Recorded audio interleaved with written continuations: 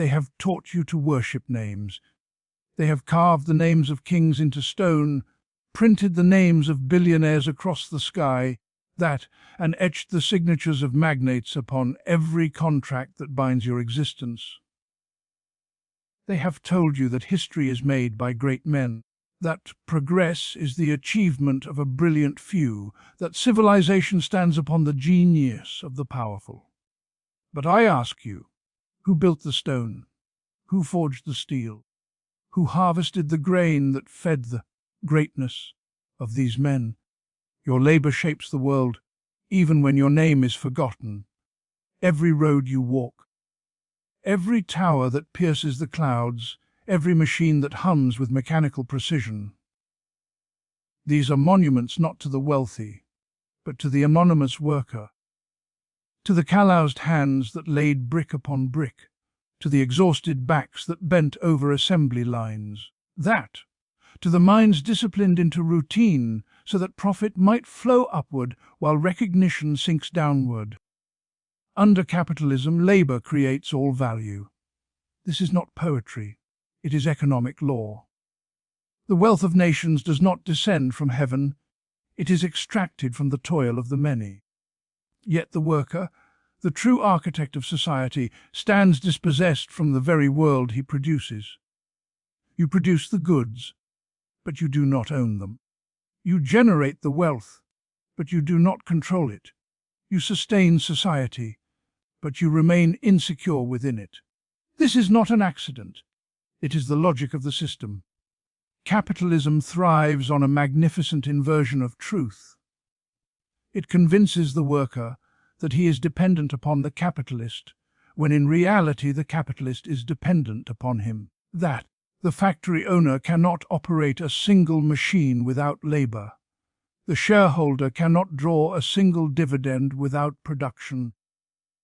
The corporation cannot survive a single day without the collective energy of its workforce. And yet the worker is told to be grateful. Grateful for wages that barely sustain existence. Grateful for employment that consumes his life. Grateful for survival in a world he himself constructs. What is this if not exploitation?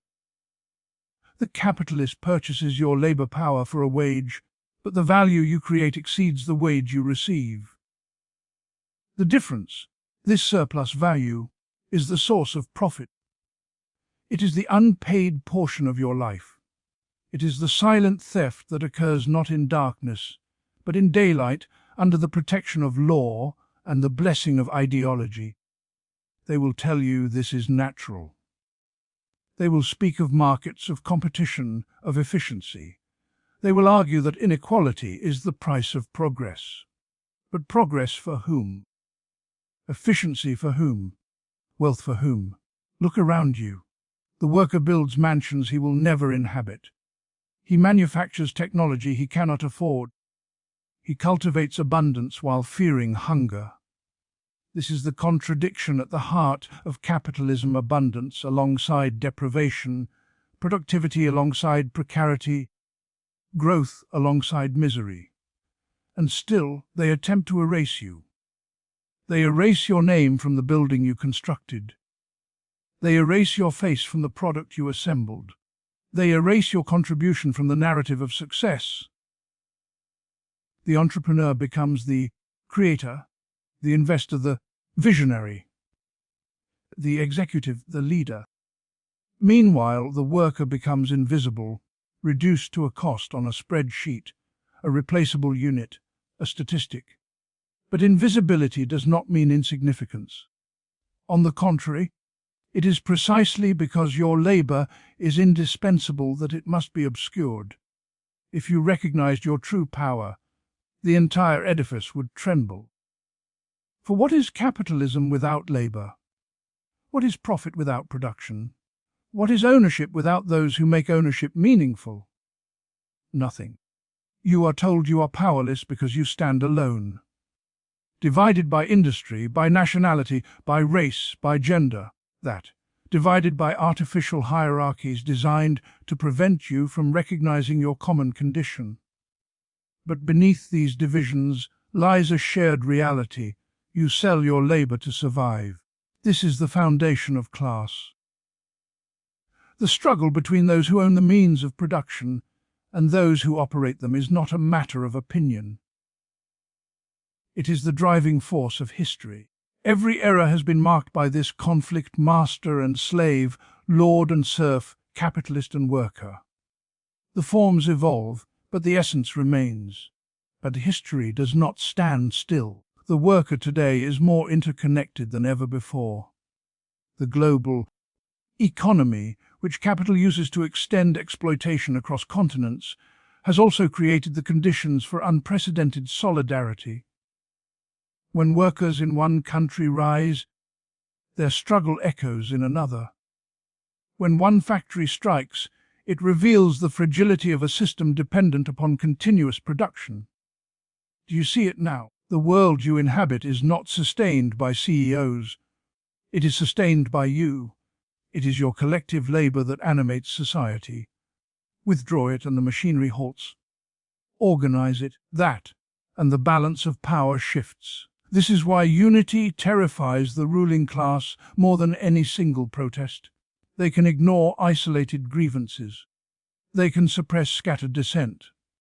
But they cannot function without coordinated labor.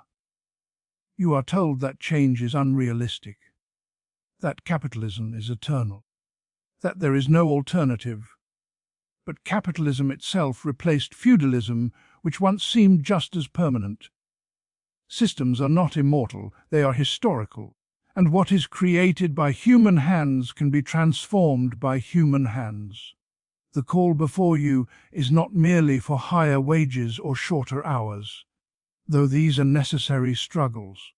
It is a call to reimagine ownership itself, to question why the means of production, the factories, the land, the technology, should belong to a minority while the majority sustains them. Imagine a society where production serves human need rather than private profit, where labor is not a commodity to be bought and sold, but a collective expression of social cooperation, where the wealth created by all is shared by all. This is not a utopian dream. It is the logical conclusion of recognizing who truly shapes the world. Your labor is the heartbeat of civilization. That every innovation rests upon generations of workers whose names history forgot. But though your names may be absent from monuments, your power is present in every structure. The question is no longer whether you shape the world. You already do. The question is whether you will continue shaping it for others, or begin shaping it for yourselves. Organize, unite. Recognize your collective strength.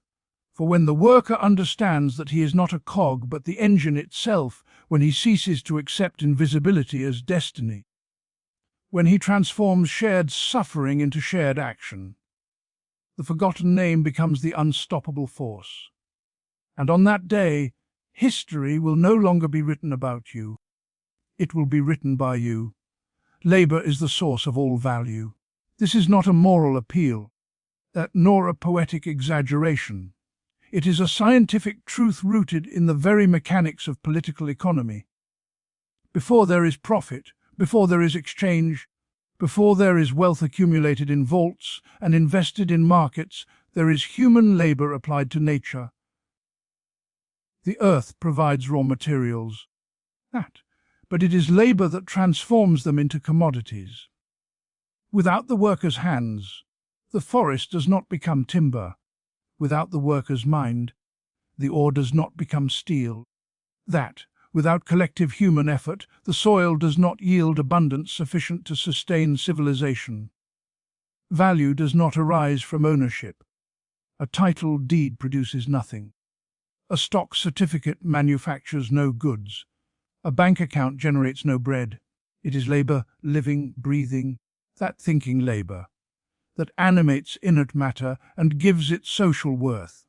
The capitalist may claim the product, but he does not create it. He may own the factory, but he does not operate its machines. He may finance production, but he does not engage in the toil. that makes production possible. The origin of value lies not in possession, but in exertion. Consi that any commodity in the marketplace.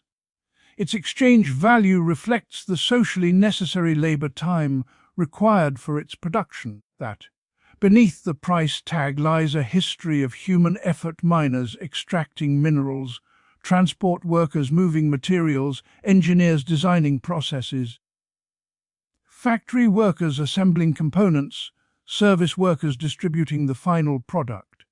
Each stage is a layer of labor crystallized within the object. The commodity appears lifeless on the shelf, yet it embodies hours, days, and generations of accumulated human activity. And yet, under capitalism, the worker does not receive the full value of what he produces. He is paid a wage equivalent to the cost of maintaining his labor power, enough to survive, to return to work, to reproduce the conditions of his own exploitation. But the value he creates exceeds this wage. The difference between what he is paid and what his labor produces is surplus value, appropriated by the capitalist as profit. This surplus is not conjured by clever accounting or entrepreneurial charisma. It is the unpaid portion of the worker's time, the hidden segment of the working day during which he labors not for himself but for capital. That mystification of capitalism lies in its ability to disguise this relationship. Profit is presented as the reward for risk. Wealth is portrayed as the fruit of innovation. Success is framed as the result of individual brilliance. But strip away the ideological veil, and the structure reveals itself. Labor produces value, capital appropriates it. The system depends upon this asymmetry. Without surplus labor, there is no accumulation. Without accumulation, there is no expansion of capital. Without the constant extraction of unpaid labor, the machinery of capitalism grinds to a halt. Even technological advancement, often celebrated as the triumph of machines over men, is itself the product of labor. Machines do not invent themselves. They are designed, constructed, maintained, and operated by workers. Technology increases productivity, but it does not abolish the source of value. It merely reorganizes labor, intensifies it, or displaces it. The machine transfers its own value to the commodity gradually, but it cannot create new value independent of human effort. Only living labor has that power. This reality exposes a profound contradiction. The worker, who is the true source of wealth, remains dispossessed. The more productive labor becomes, the more wealth accumulates in the hands of those who own the means of production. The laborer enriches society, yet experiences insecurity. He expands the productive forces of humanity, yet finds himself constrained by wages and debt. His creative capacity shapes the world, but the world he shapes stands over him as an alien power. The entire edifice of modern society, its cities, its industries, its digital networks, its infrastructure, rests upon the collective labor of countless individuals whose names are absent from ownership records. Their contributions are fragmented, compartmentalized, rendered invisible by the abstraction of the market. The product confronts them as something external, something to be purchased rather than something they have collectively brought into existence. This alienation is not incidental. It is intrinsic to a system that separates producers from the fruits of their production. When we assert that labor is the source of all value, we affirm the centrality of the working class in the structure of society. We assert that economic power ultimately derives from those who produce, not from those who claim ownership. We expose the dependency of capital upon labor, overturning the illusion that workers depend fundamentally upon capitalists. It is the worker who sets the world in motion each morning, who sustains the circulation of goods and services, who keeps the engines of industry turning. If labour were to withdraw collectively, if the producers ceased to produce, the farce aid of capital's autonomy would collapse. Factories would stand silent, offices empty, supply chains broken. The immense power attributed to wealth would be revealed as contingent upon human activity. This recognition is not merely theoretical. It is the foundation of class consciousness.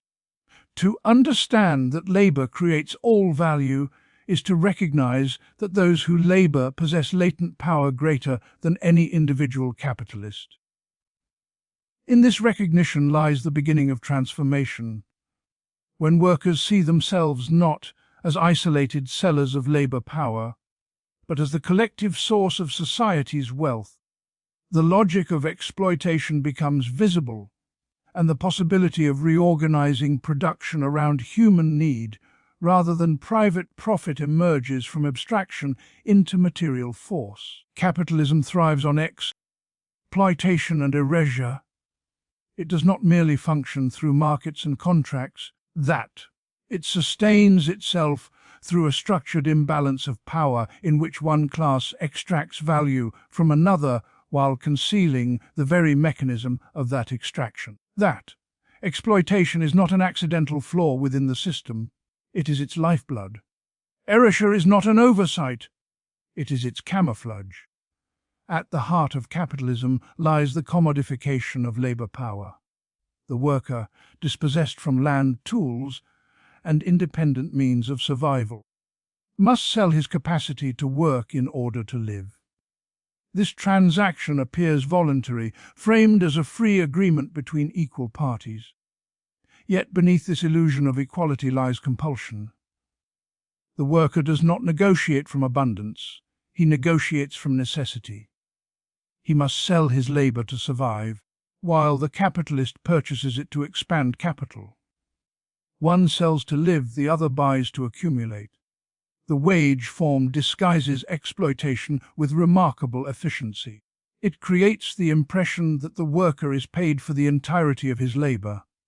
In reality, he is compensated only for the value required to reproduce his labour power. Food, shelter, basic needs, while the surplus that he produces is appropriated without equivalent exchange. The working day is divided into two invisible segments. The portion in which the worker produces value equivalent to his wage, and the portion in which he generates surplus value for the capitalist. This unpaid labour is the source of profit, interest, and rent. It is the foundation of accumulation. Yet exploitation alone is not sufficient to stabilize the system. It must also be obscured. Capitalism thrives because it erases the worker from the narrative of production. The commodity appears in the marketplace as if it emerged naturally, detached from the labour that created it. Its price reflects supply and demand, competition, branding, and market forces, but rarely the human effort embedded within it. The social relations between people are transformed into relations between things. This is the fetishism of commodities, a world in which products seem to possess value independently, while the labour that animates them fades into abstraction. Erasure extends beyond the factory floor. It permeates culture, history, and ideology. The achievements of society are attributed to entrepreneurs, inventors, and executives, while the collective labour that made those achievements possible remains unnamed. Skyscrapers bear the names of investors, not construction workers. Corporations celebrate founders, not assemblers. Wealth is personalized, labor is anonymized. This selective recognition reinforces the myth that value originates from ownership and vision rather than collective human effort. Even the language of modern society contributes to this erasure. Workers become human resources, labor becomes a cost, and unemployment becomes a market adjustment. These abstractions strip human beings of agency and reduce them to variables within economic calculations. By transforming people into categories and costs, the system neutralizes the moral weight of exploitation. It becomes a matter of efficiency rather than justice, productivity rather than power. Capitalism also erases through division. Workers are segmented by nationality, race, gender, skill level, and employment status. These divisions fragment collective identity and prevent the recognition of shared exploitation. A worker in one industry may see himself as fundamentally different from a worker in another, though both sell their labor under similar conditions. Competition among workers, over wages, over jobs, over survival, distracts from the common structure that binds them. Division obscures solidarity. That solidarity threatens exploitation. The global expansion of capital intensifies both exploitation and erasure. That production is relocated to regions where labor is cheaper and protections weaker. Consumers in one part of the world purchase goods without confronting the conditions under which they were produced. The chain of labor stretches across continents, that rendering exploitation distant and abstract. The suffering of one worker becomes invisible to another, mediated by layers of supply chains and subcontracting. The system depends on this distance. If the full reality of exploitation were visible at every point of consumption, the moral contradictions would become unbearable. Technological advancement, often heralded as progress, can deepen this dynamic. Automation increases productivity while displacing workers, creating a reserve army of labor that disciplines those still employed. Digital platforms extract value from user activity while presenting participation as empowerment. Surveillance measures productivity down to the second, intensifying labor while presenting it as optimization. The language of innovation masks the persistence of surplus extraction. Capitalism thrives because it naturalizes its own structure. Inequality is framed as meritocracy. Poverty is attributed to personal failure rather than structural dispossession. That wealth accumulation is celebrated as ambition fulfilled rather than surplus appropriated. The system trains individuals to internalize responsibility for conditions shaped by collective economic forces. In doing so, it shifts attention away from exploitation and towards self-blame. Erasure also operates temporally. The history of struggles, strikes, uprisings, collective victories is minimized or sanitized. The rights workers possess today are presented as benevolent concessions rather than hard-won achievements. By obscuring the memory of resistance, capitalism weakens the imagination of alternatives. If exploitation appears eternal, then resistance appears futile. And yet, beneath the layers of mystification, the material reality persists. Workers continue to generate the wealth that sustains society. That the glittering surfaces of consumption conceal the labor embedded within them, but concealment does not eliminate dependence. Capital remains reliant on labor's cooperation. The entire system, for all its sophistication, that rests upon the daily renewal of this unequal exchange. To expose exploitation is to challenge the foundation of accumulation. To reverse erasure is to restore visibility to the collective force that produces value. When workers recognize themselves not as isolated individuals navigating markets, but as participants in a shared condition structured by surplus extraction, the ideological veil begins to tear. What was presented as natural reveals itself as historical. What was framed as inevitable reveals itself as contingent. What was hidden in abstraction emerges in clarity as the appropriation of human effort organized for private gain. Surplus value is the unpaid life of the worker. It is not merely an economic term confined to textbooks or theoretical debates. that it is the measurable portion of human existence that is extracted, appropriated, and converted into profit. It is time transformed into capital. That it is energy siphoned from the body and mind of the laborer and accumulated in the accounts of the owner. It is the silent arith, that metic of exploitation performed daily beneath the appearance of fair exchange. When the worker enters the workplace, he does not sell his labor in its completed form. He sells his labor power, the capacity to work for a given period.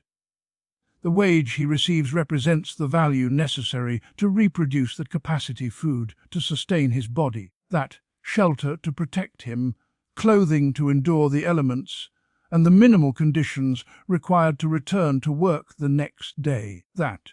But the value he produces during the working day exceeds this cost. The difference between what he is paid and what he creates is surplus value. It is unpaid labor disguised as profit. This unpaid labor is not visible in the wage slip. It is concealed within the structure of the working day. Suppose a worker labors 8 hours. In a portion of those hours, he produces value equivalent to his wage. The remaining hours do not vanish into abstraction, they generate surplus. During that time, he works not for himself, but for capital. He extends his life's energy beyond the point of self-reproduction and into the realm of accumulation.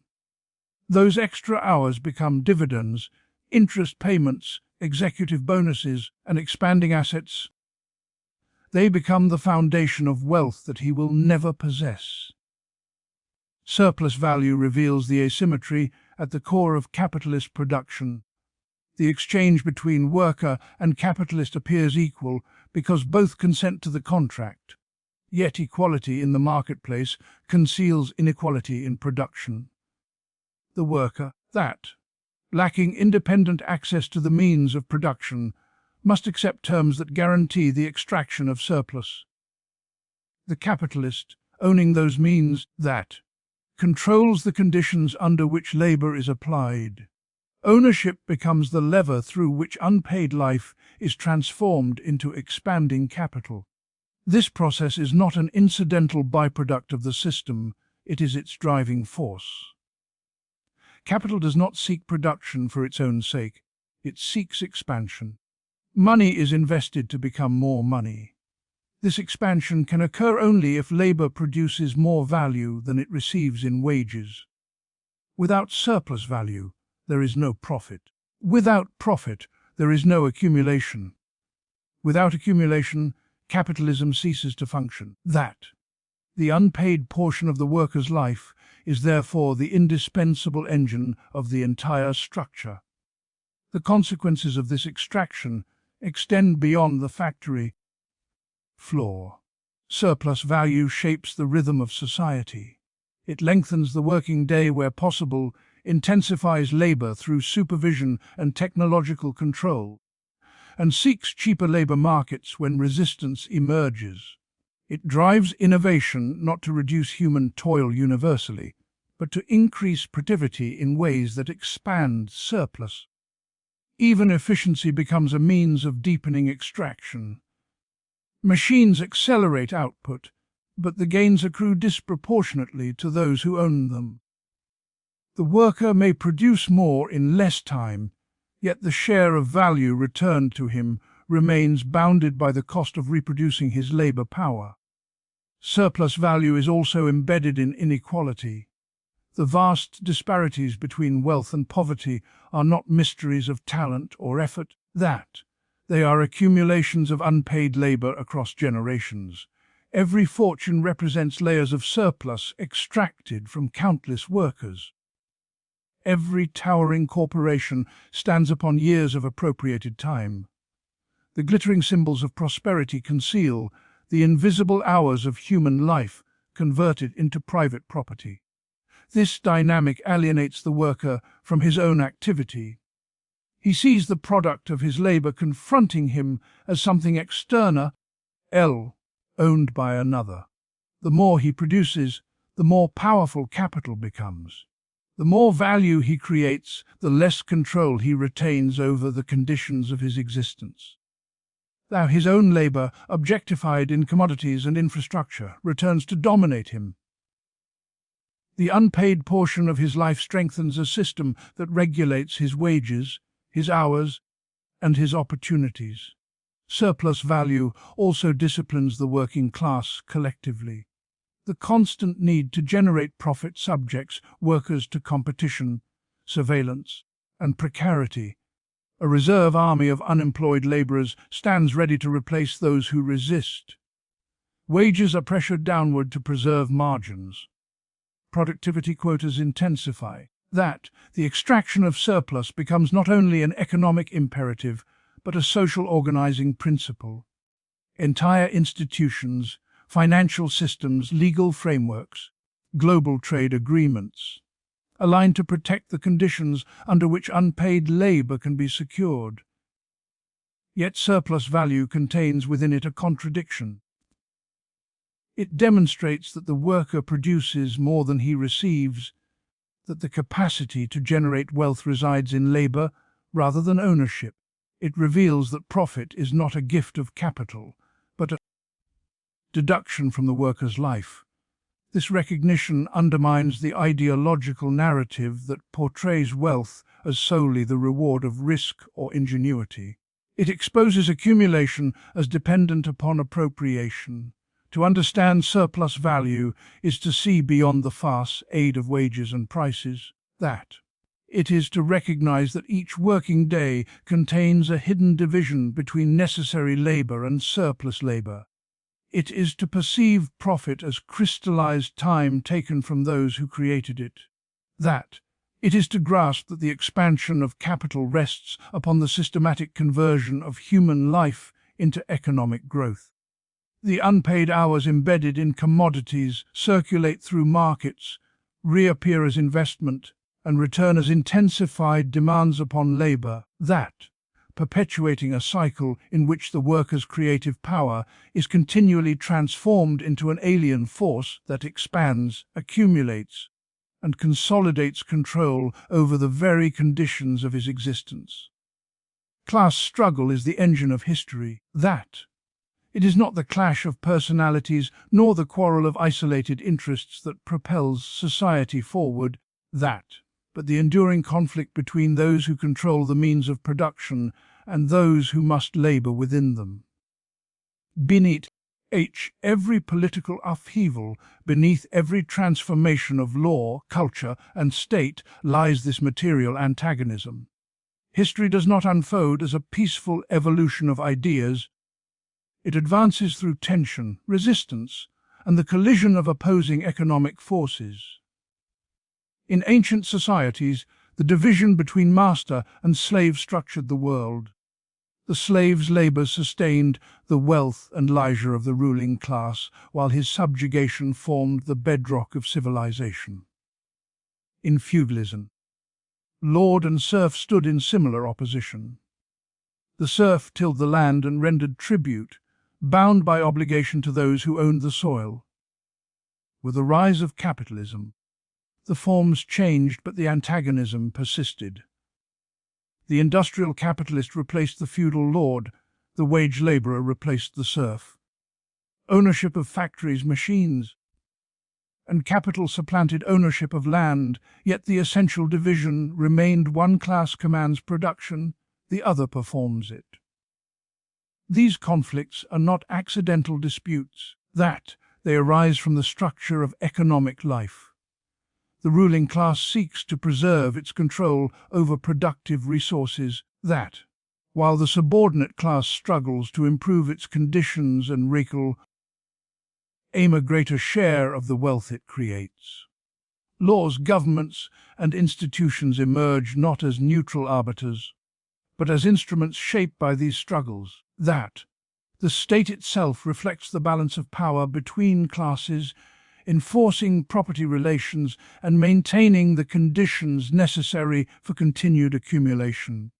Every major transformation in society has been preceded by intensifying class antagonism. Feudal bonds fractured under the pressure of emerging commerce and industry. The bourgeoisie, once a rising class constrained by aristocratic privilege, challenged and dismantled the old order through revolutions that restructured political power. What appeared as the triumph of liberty and equality was also the ascent of a new ruling class whose economic interests demanded new legal and social frameworks.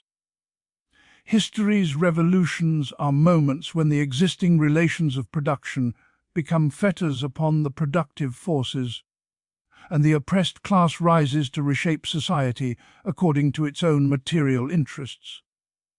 Under capitalism, class struggle assumes a distinct character. The working class is not tied to a particular estate or locality, it is unified by its relation to capital. Workers, regardless of nationality or trade, share the condition of selling their labor power in exchange for wages. This shared condition creates the potential for collective consciousness. Yet capitalism simultaneously fragments the working class through competition, hierarchy, and ideological division. The struggle is therefore not only economic but intellectual and cultural. It involves the recognition of common interests beneath superficial differences. The engine of history operates through contradiction. That capitalism expands productive capacity to unprecedented levels, creating immense wealth and technological advancement. At the same time, it concentrates ownership and deepens inequality. The worker becomes more productive, yet remains alienated from the fruits of that productivity.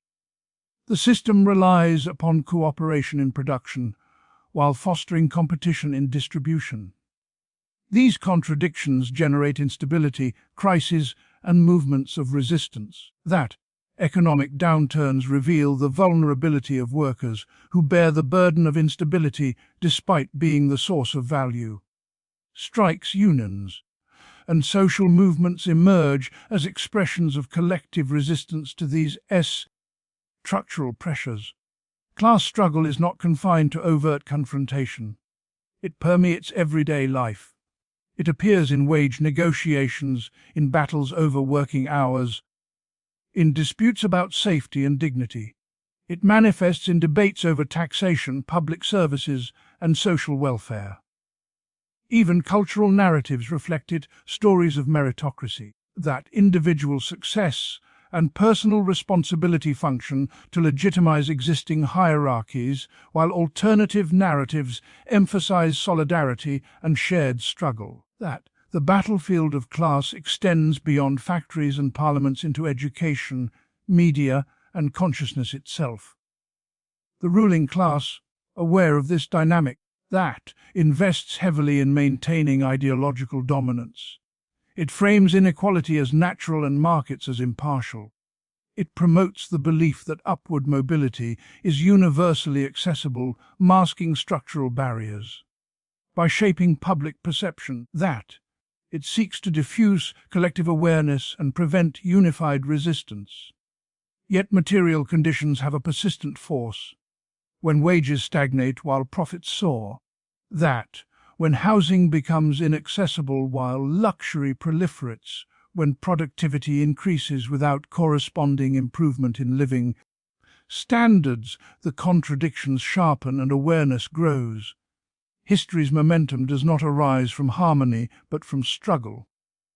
Progress, where it exists, has been wrested from entrenched power through organized action.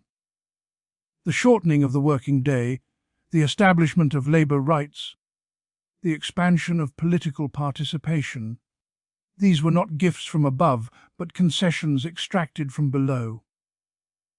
Each gain reflects a moment in which the balance of power shifted, however temporarily, in favor of the oppressed.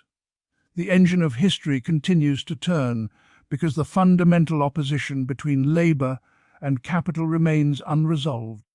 As long as a minority controls the means of production and appropriate surplus value, tension persists. The development of global markets and digital technologies has intensified interconnection while amplifying disparities.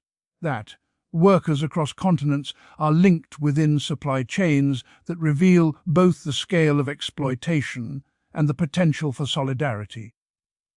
The same processes that centralize capital also create conditions for coordinated resistance. That class struggle is therefore not a relic of the past, but an ongoing dynamic embedded in the fabric of modern society.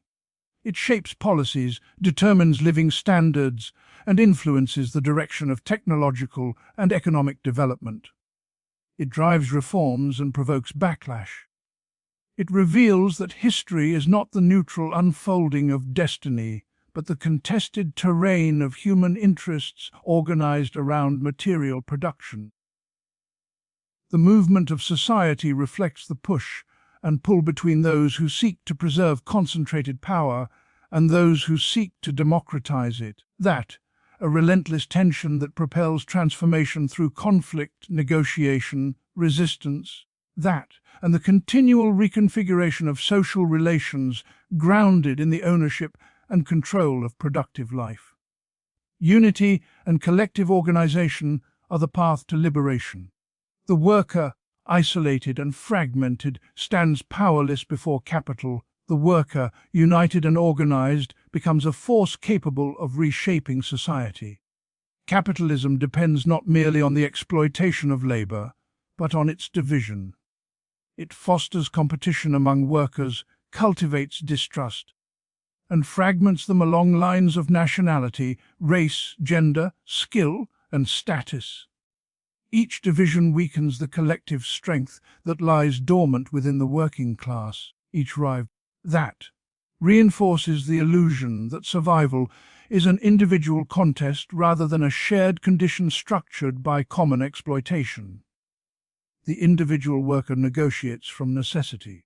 Alone, he confronts an employer who commands resources, legal protections, and institutional power. That his need for wages compels him to accept terms shaped by forces beyond his control. But when workers act collectively, the balance shifts. The withdrawal of labor by one may be dismissed. The withdrawal of labor by thousands disrupts production itself. That capital cannot extract surplus value without cooperation from those who produce it. Organization transforms dependence into leverage. This is why collective organization has historically been met with resistance from ruling interests. Trade unions, cooperatives, and political movements are portrayed as disruptive or unrealistic because they threaten the conditions under which surplus is extracted. When workers recognize their shared position within the relations of production, they begin to perceive not only their grievances but their power. That organization crystallizes this awareness into coordinated action. It replaces isolated frustration with structured resistance. Unity does not arise spontaneously. It must be cultivated through shared struggle and conscious effort. Workers often begin from immediate concerns: wages, hours, safety, discrimination. But beneath these issues lies a common foundation: the sale of labor power to those who own the means of production. Collective organization bridges these specific demands and reveals their structural connection. It transforms scattered demands into a coherent challenge to exploitation. Capitalism's global reach intensifies both exploitation and the necessity of unity. Supply chains stretch across continents, linking workers in distant regions within a single process of production. A garment stitched in one country, assembled in another, and sold in a third embodies the labor of many. Yet the profits concentrate in the hands of a few corporations. This interconnectedness reveals the potential for solidarity that transcends borders. When workers recognize that their struggles are interconnected, they undermine the divisions that capital exploits. Collective organization is not solely economic, it is political and intellectual. It involves building institutions capable of articulating the interests of labor and contesting the power of capital within the state. Laws governing wages, working conditions, and social protections are not neutral. They reflect the balance of class forces. Organized labor can influence this balance, pressing for reforms that mitigate exploitation and expose systemic contradictions. Through participation in political life, workers challenge the concentration of power and demand accountability from structures that serve capital. Unity also reshapes consciousness. Isolation breeds resignation. The worker who believes his hardship is personal misfortune may endure it silently. But when he sees others confronting similar conditions, the narrative shifts from individual failure to collective injustice. Shared experience fosters solidarity, and solidarity nurtures confidence. Organization transforms private despair into public action. It allows workers to see themselves not as passive recipients of economic forces, but as active agents capable of influencing them. The struggle for liberation extends beyond immediate economic gains. Higher wages or shorter hours, while essential, do not alone dismantle the structure of exploitation. Collective organization creates the foundation for questioning ownership itself. If workers collectively produce society's wealth, why should control over production remain concentrated in private hands? Why should decisions about investment, technology, and distribution be dictated by profit rather than social need? These questions emerge not from abstract philosophy, but from lived experience shaped by organized struggle. History demonstrates that rights and protections have been secured through collective action. The reduction of working hours, the establishment of safety standards, the recognition of bargaining rights. These advances were not granted voluntarily by capital, but compelled by organized pressure. Each victory illustrates the latent power within unity. Yet each victory also reveals the necessity of sustained organization, for gains can be eroded when solidarity weakens. Collective organization fosters resilience against retaliation. Capital may attempt to suppress dissent through intimidation, dismissal, or relocation of production. But widespread solidarity limits these tactics. When workers support one another across sectors and regions, the cost of repression increases. Unity creates networks of mutual aid and shared resources, reducing vulnerability and strengthening resolve. Liberation requires more than spontaneous uprising. It demands durable structures through which workers can deliberate, strategize, and act.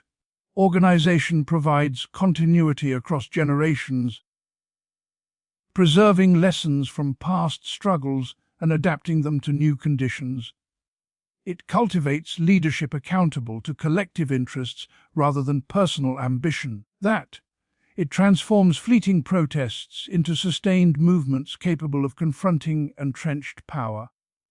The path to liberation lies not in waiting for benevolence from above, but in constructing power from below. Unity counters division. Collective action counters isolation. Through organized effort, workers discover that the same cooperation that sustains production can be redirected toward transforming it. The collective force that capital depends upon for accumulation becomes the instrument through which labor asserts its autonomy, challenges the hierarchy of ownership, and advances toward a social order grounded in shared control over the productive foundations of human life. Your labor shapes the world. Your surplus sustains empires. Your struggle moves history. Your unity determines the future. They have taught you to see yourselves as small within a vast and immovable system. But the system is not immovable. It is maintained. It is maintained by your hands, your minds, your time, your obedience. Every structure of power stands because you rise each morning and give it life. The factories function because you operate them. The markets circulate because you produce. The institutions endure because you comply. Withdraw that consent, and the illusion fractures. You are not spectators in history, you are its authors, not as isolated individuals competing for survival, but as a class bound by a common condition and a shared power.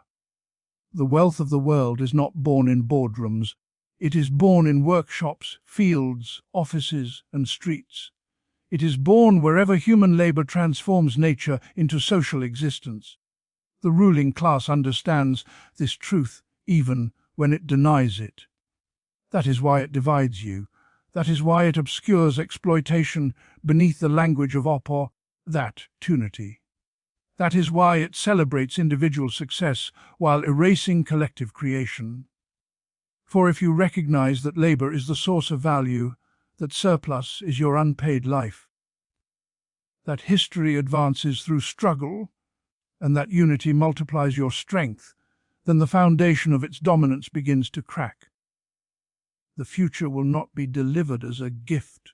It will be organized, constructed, and claimed. The same collective power that builds cities can rebuild society. The same cooperation that fuels profit can be redirected toward human need.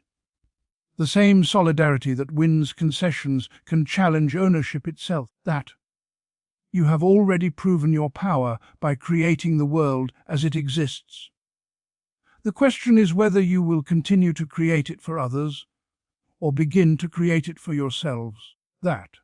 When workers recognize themselves not as replaceable instruments, not as the indispensable force of production, when they organize not merely for survival but for transformation, when they refuse to let their labor enrich a system that diminishes them, then history shifts. And in that shift, the forgotten name becomes the conscious class, the exploited becomes the organized force, and the world shaped by labor becomes the world governed by it.